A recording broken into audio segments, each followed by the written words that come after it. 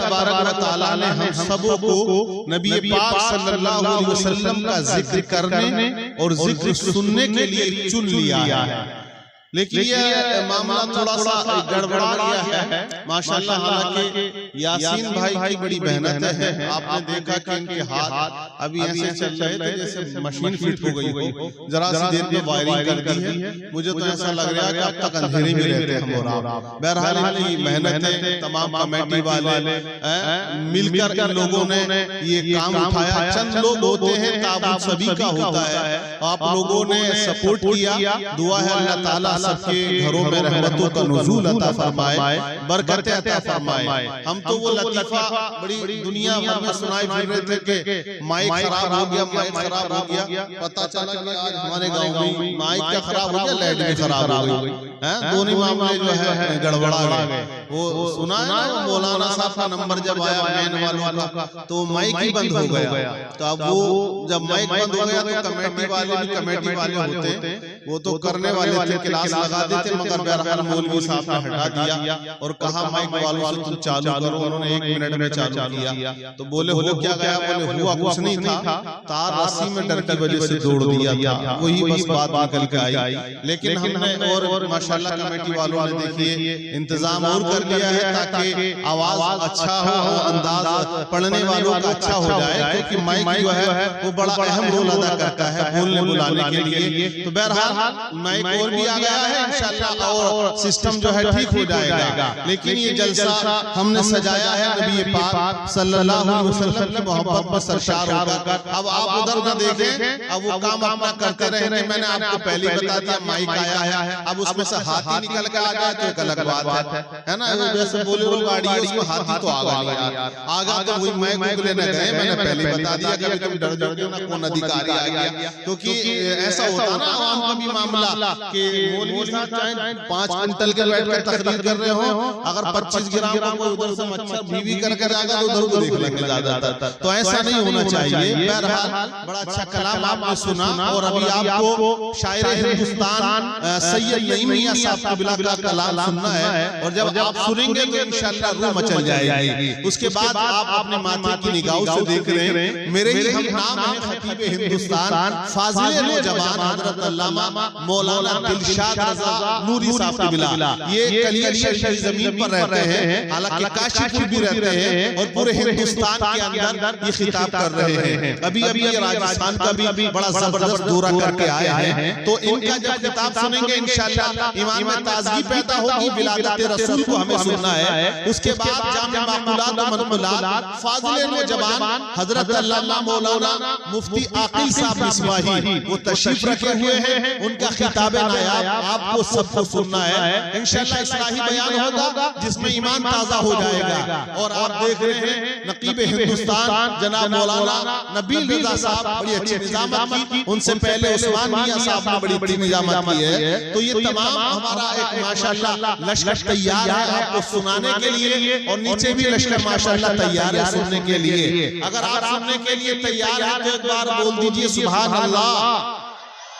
मैं ज्यादा वक्त नहीं लूंगा, मैं 10-12 मिनट के लिए मैं भी आया हूं। मुझे पता है 1 घंटा हमारा यहीं जाया हो गया है, अब तक प्रोग्राम और मंजिल की तरफ बढ़ चुका होता, लेकिन सिस्टम मशीनरी है, क्या किया जा सकता है। होता है इत्तेफाक कभी कभी, लेकिन ये जलसा आपने सजाया, इसका मकसद और इसका मतलब यही है कि नबी इस महीने में तशरीफ लाए। पूरी दुनिया के अंदर जुलूस भी निकाले गए, पूरी दुनिया के अंदर महफिल मिलाद भी सजाई गई और इसी तरह क़यामत तक सजाई जाती रहेगी। हालांकि लोग दुनिया में फतवे लगाने वाले मिटाने वाले भी बहुत हैं। लोग कहते हैं कि जिक्र ना करें, महफिल की मिलाद ना सजाएं, मतलब ये जुलूस ना निकाले, अलग अलग फतवे भी लगाते हैं। लेकिन आप सर्वे करके देखें दुनिया के अंदर क्या हुआ। मैं आपको बता देता हूँ चंद मिनट में कि ये जिक्र क्यों होगा और किस लिए होगा और किस लिए मिट नहीं सकता है।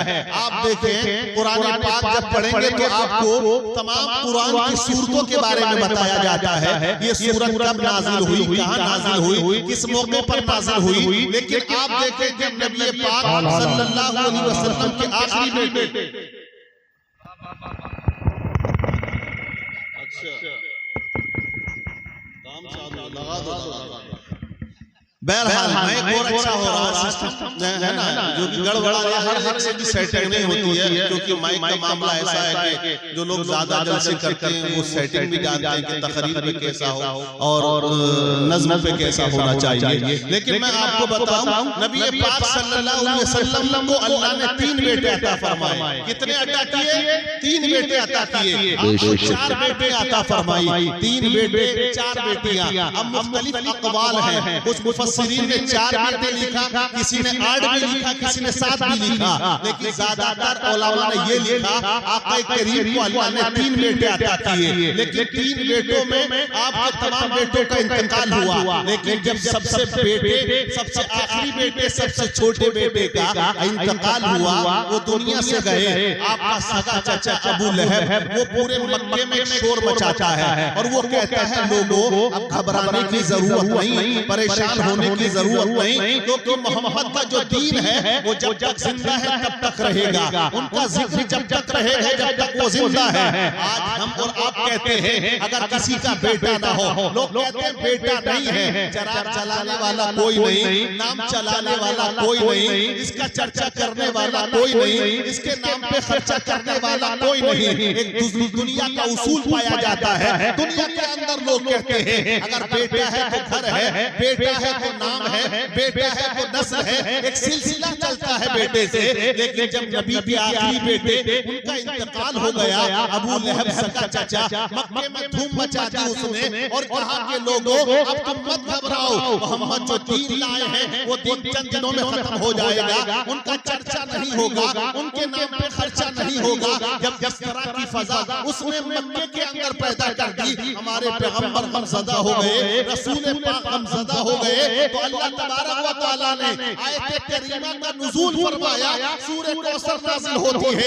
अल्लाह ने फरमाया इन्ना अतैनाकल कौसर, ऐ महबूब आप मत घबराओ, आप गमज़दा मत हो, अल्लाह ने आपको बेशुमार खूबियां अता फरमा दी, बेशुमार खूबियां अल्लाह ने अता फरमाई हैं। अब आप देखें क्या कहा था अबू लहब ने, जिक्र खत्म हो जाएगा, उनके नाम पे चर्चा खत्म हो जाएगा, उनके नाम पे खर्चा खत्म हो जाएगा, लेकिन अल्लाह ने कुरान में फरमाया व रफ़अना लका ज़िक्रक, ऐ महबूब हमने तुम्हारे जिक्र को बुलंद फरमा दिया है, ऊंचा कर दिया है। अब इतना बुलंद अल्लाह ने नबी के जिक्र को कर दिया, दुनिया वालों ने कहा कि इनका जिक्र मिट जाएगा, लेकिन आप देखें आज जमीन का कोई ऐसा खत्ता नहीं है जहां रसूल का जिक्र ना होता हो, आज जमीन का कोई हिस्सा ऐसा नहीं है जहां रसूल का जिक्र ना होता हो। अज़ान पढ़ी जाती है, रसूल पाक का जिक्र होता है, नमाज पढ़ी जाती है, रसूल पाक का जिक्र होता है, जलसा किया जाता है, रसूल पाक का जिक्र होता है,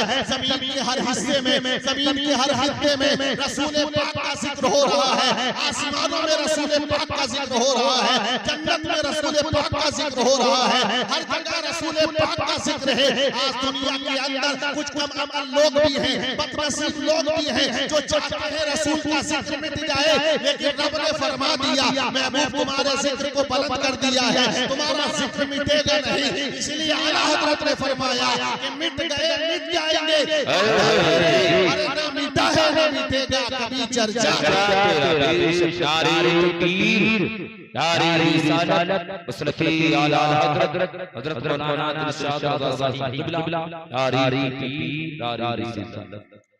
जिक्र जो है वो मिटेगा नहीं, हो रहा है, लेकिन ये याद रखें रसूल पाक आमद की बरकत से सब कुछ हमें मिला है।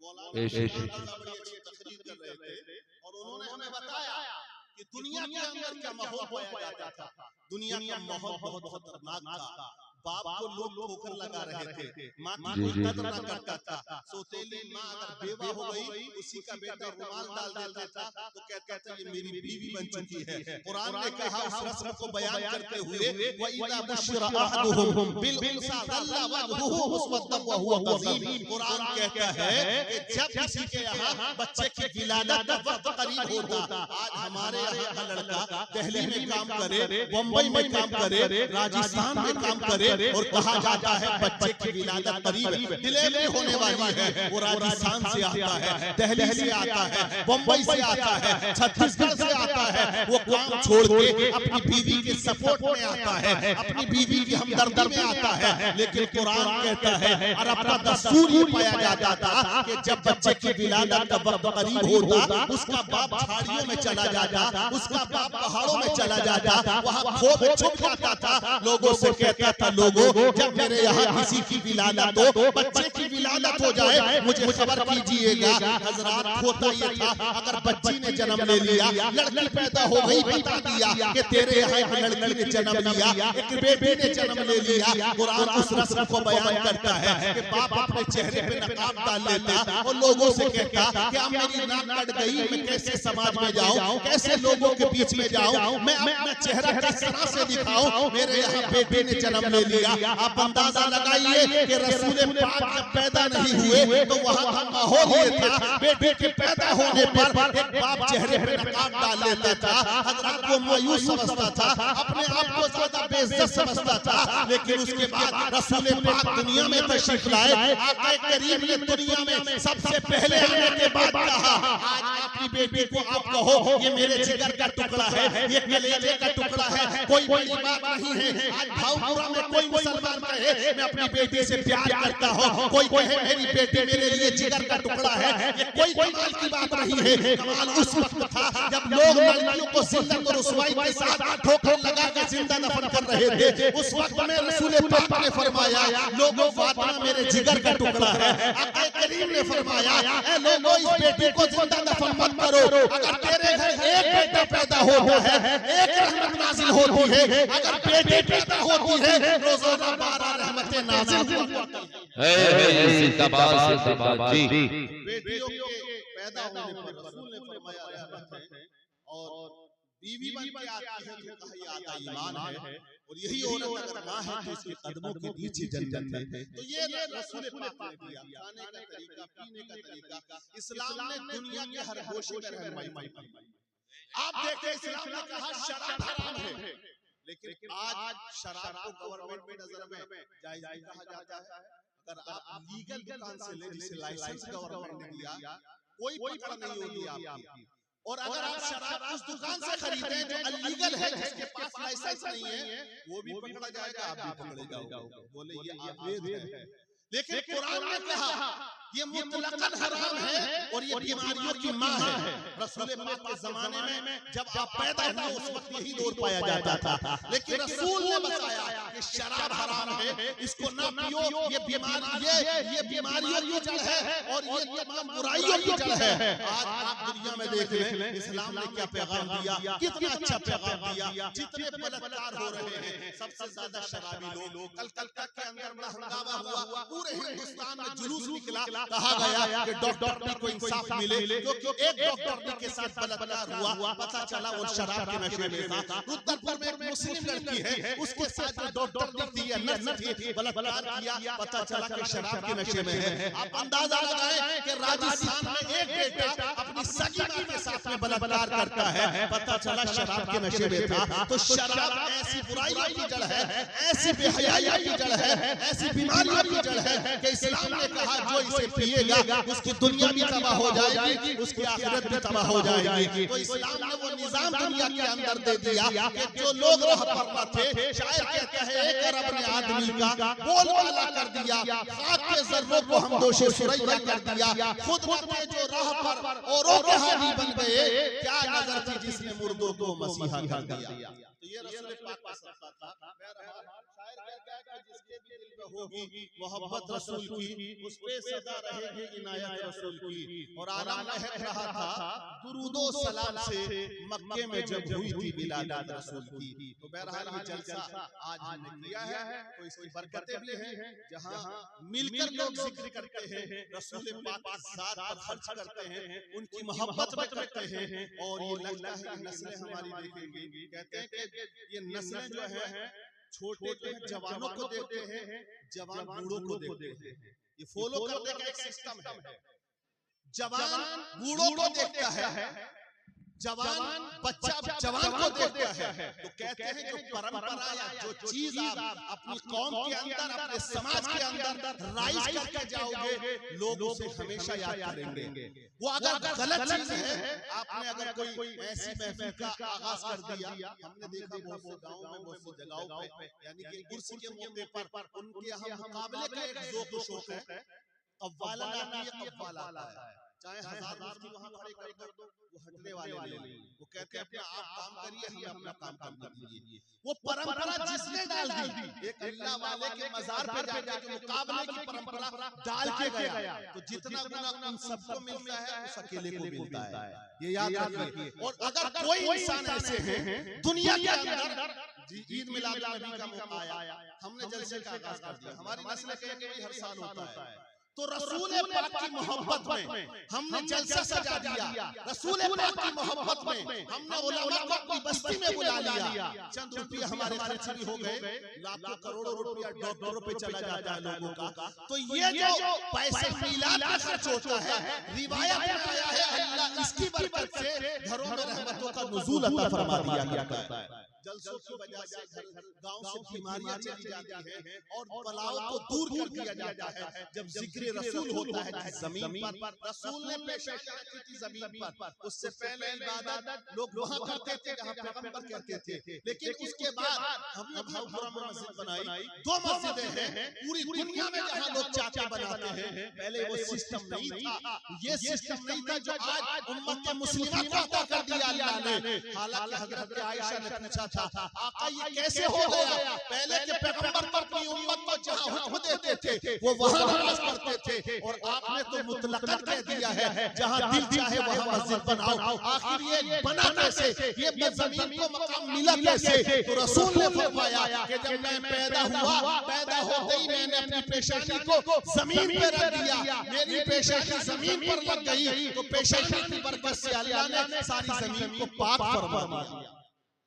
रसूल का सदका है, और रसूल को हम याद करें, उनकी सीरत को, उनकी विलादत को, उनकी मोहब्बत को, उनके मरातिब को हमारी नस्ल को पता नहीं चलेगा कि हमारे रसूल का मकाम क्या है। दुनिया में बहुत फिरके ऐसे हैं जो ईमान को लूटने के लिए ताक लगा के बैठे हैं, न जाने कितने लोगों का ईमान जा चुका है। इसलिए जरूरत होती है कि कोई ना कोई ट्रीटमेंट किया जाए, साल में ही भले एक बार जरूर ट्रीटमेंट होना चाहिए ताकि जो बीमारी है, रूहानी बीमारियां वो दूर हो जाएं। अल्लाह ताला हमारे जलसे को कबूल फरमाए। इस जलसे में जिन भाइयों ने हमारे हिस्सा लिया है, दामे दीरा में सुखाने जिस एतबार से भी अल्लाह सबके घरों में रहमतें बरकतों का नुज़ूल अता फरमाए। कलमा पढ़े सभी लोग ला इलाहा इल्लल्लाहु मुहम्मदुर रसूलुल्लाह।